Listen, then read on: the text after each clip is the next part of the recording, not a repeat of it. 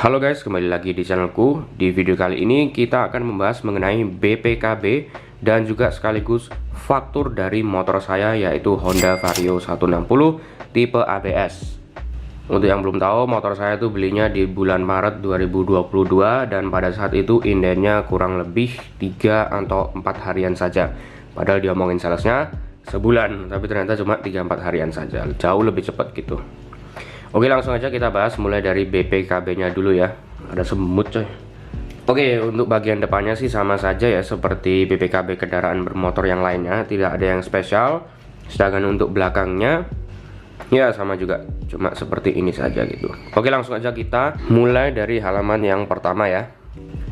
Nah, untuk di halaman pertama ini ada halaman identitas pemilik ya. Ada juga nomor BPKB-nya di kanan atas.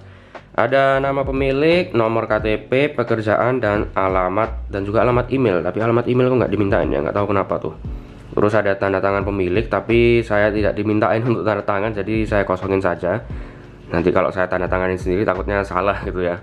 Terus ada tulisan dikeluarkan di Surabaya pada tanggal sekian. Dan ini adalah nama kepala polisi yang mengesahkan BPKB ini gitu. Ini sebenarnya informasinya sama saja sih seperti yang ada di STNK ya. Saya pun juga sudah pernah membuat bahkan sampai 2 video membahas mengenai STNK motor saya ini. Satu membahas mengenai STNK-nya sendiri, sedangkan satunya membahas mengenai perpajakannya gitu. Bisa ditonton untuk yang menonton, link videonya ada di deskripsi. Sekarang kita lanjut ke halaman yang kedua. Nah, di halaman kedua ini adalah identitas kendaraannya. Ini sebenarnya sama saja juga sama seperti di STNK. Nggak ada bedanya sih, nomor registrasi, merek, tipe, jenis model, tahun pembuatan, isi silinder atau daya listrik, warna, nomor rangka, nomor mesin, bahan bakar, jumlah sumbu, dan jumlah roda. Nah, jumlah sumbu sama jumlah roda ini nggak ada ya di SNK, ini adanya di PPKB ternyata. Terus untuk, nah ini isi silinder nih 157 ya. Ini ada beberapa orang yang berbeda informasinya. Ada yang tulisannya 156,93, ada yang 156, ada yang di SNK sama di PPKB tulisannya beda. Di PPKB misalnya ya 157, di SNK 156 gitu ada. Tapi kalau saya sendiri sih mau di PPKB mau di SNK, baik di halaman yang pajak 5 tahunan maupun pajak per tahunannya, itu sama saja, semuanya tulisannya 157 cc kalau saya ya. Kalau yang lain ternyata ada yang beda-beda loh. Tapi jangan khawatir karena ini tidak ada efeknya. Nggak ada efeknya untuk kayak bayar pajaknya lebih mahal atau lebih murah gitu, atau pengesahannya lebih gampang atau lebih susah karena beda informasi, nggak ada efeknya. Itu cuma kayak memang dari kepolisiannya seperti itu, penulisannya ada yang beda-beda gitu. Jadi nggak perlu khawatir, itu sama saja ya, nggak ngefek dimanapun gitu. Oke, kita langsung lanjut ke halaman selanjutnya ya. Nah, ini halaman yang selanjutnya adalah nomor 3, dokumen persyaratan registrasi pertama ya. Ada nomor PIB, ada nomor TPT, ada nomor SUT, SRUT, dan nomor form A atau B atau C. Ini saya kurang yakin 100%, tapi kayaknya ini halaman yang khusus untuk motor-motor CBU mungkin ya, yang ada surat-surat yang berbeda gitu dengan motor misalnya seperti Vario ini yang buatan dalam negeri gitu. Tapi kalau saya salah, mohon dikoreksi di kolom komentar di bawah ya. Nah, terus ada nama APM atau importirnya. Di sini adalah PT Astra Honda Motor pastinya. Ada pelabuhan. Nah, pelabuhan ini mungkin untuk motor CBU kali ya. Pelabuhannya dari mana gitu.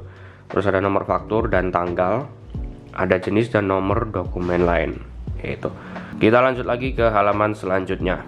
Nah, untuk halaman selanjutnya ini adalah halaman perubahan identitas ya. Perubahan identitas itu bisa berupa ganti nomor registrasi, ganti alamat, ganti warna, ganti mesin, ubah bentuk misalnya kalau kayak custom gitu, atau mutasi kendaraan ke luar daerah. Itu nanti kalau melakukan hal tersebut nanti informasinya akan ada di halaman ini ditulis ya. Tergantung berapa kali karena ini dikasih 6 halaman. Nah, ya kan? 1 halaman, 2 halaman, 3, 4, 5, dan 6. Nanti kalau informasi-informasi perubahan-perubahannya ditulis di halaman-halaman ini gitu ya. Dan juga secara natural ya, ini akan diisi setiap 5 tahun seharusnya, karena kita kan akan mengganti nomor registrasi alias plat nomornya ya setiap 5 tahun. Bisa juga sih nggak diganti kayaknya, tapi biasanya sih diganti. Nah, itu kalau ganti plat nomor itu akan ditulis di sini perubahannya dari plat nomor standarnya sebelumnya ke plat nomor yang baru berapa nomornya gitu. Kita lanjut lagi. Nah, selanjutnya adalah riwayat kepemilikan kendaraan nih, nomor 5 ya. Ini pastinya masih kosong semua karena ini kan saya motor beli baru, bukan motor beli bekas. Kalau motor beli bekas itu akan ada tulisannya di sini seharusnya ya. Pemilik sebelumnya dan nomor sebelumnya itu berapa gitu. Terus di sampingnya adalah catatan polisi. Kita lanjut lagi. Nah, selanjutnya adalah informasi ini, ketentuan pidana berdasarkan KUHP pasal 263. Untuk yang mau baca silahkan di pause dan dibaca sendiri ya. Kita langsung ke bagian yang paling pentingnya saja. Nah, ini dia bagian paling pentingnya guys. Ini adalah faktur dari motor saya. Faktur ini memang biasanya seperti ini ya sekarang. Jadi dikasihnya itu barengan sama BPKB dan dijepret kayak gini. Udah kayak sepaket gitu sama BPKB-nya. Biar nggak hilang ya, karena kan fakturnya cuma kertas gini doang gitu, gampang hilangnya. Makanya dijepret sama BPKB kita gitu. Nah, untuk halaman yang awal ini kalian lihat ini ya sama-sama saja sebenarnya kayak biasanya, identitas pemilik, atas nama siapa, alamatnya, nomor KTP, terus ada identitas kendaraan, merek, tipe, jenis, model. Ada nomor faktur juga di sini sih, saya kelewatan tadi. Ini ada selanjutnya lagi, cuma ini masih dijepret ya. Saya belum rela untuk ngelepas jepretannya karena sayang gitu. Ntar jadi bolong gitu kan. Jadi saya akan stick untuk seperti ini dulu. Tapi ada informasi yang sangat menarik di halaman baliknya guys. Kita lihat ya. Nah, ini karena masih saya jepret jadi lihatnya kayak gini saja dulu ya. Itu selanjutnya ada tahun pembuatan, isi silinder, warna, nomor rangka, nomor mesin, bahan bakar seperti biasa, dan harga. Nah, ini dia harga. Ini pasti kalian yang paling penasaran kan, berapa sih harganya di faktur gitu. Harganya di faktur untuk motor saya Vario 160 tipe ABS warna matte black tahun 2022 adalah Rp17.564.600. Nah, sedangkan untuk harga beli saya dari dealer itu adalah Rp30 juta persis. Waktu itu saya ke dealer itu tanggal 11 Maret ya. Itu saya bilang ke salesnya mau beli Vario 160 tipe ABS warna matte black. Katanya masih belum ada, belum ready motornya, indennya sebulan. Kalau mau inden ya bayar tanda jadi dulu gitu, sejumlah 1 juta. Akhirnya saya bayar 1 juta. Dan ternyata 3 hari kemudian udah datang motornya di dealernya. Nah, setelah motornya datang di dealer, saya dikontak sama salesnya untuk melunasi motornya, yaitu sejumlah Rp29 juta. Setelah dilunasin baru hari itu juga motornya dikirim di sore-sore pas itu ya. Jadi totalnya Rp30 juta persis. Itu sudah termasuk bonus helm, cover plat nomor, sama bonus jaket 2. Kayaknya itu aja sih. Nah, kembali lagi untuk harga di faktur ini. Kok bisa harganya cuma Rp17.564.000? Bedanya sekitar 12,5 juta ya sama harga yang saya bayarkan.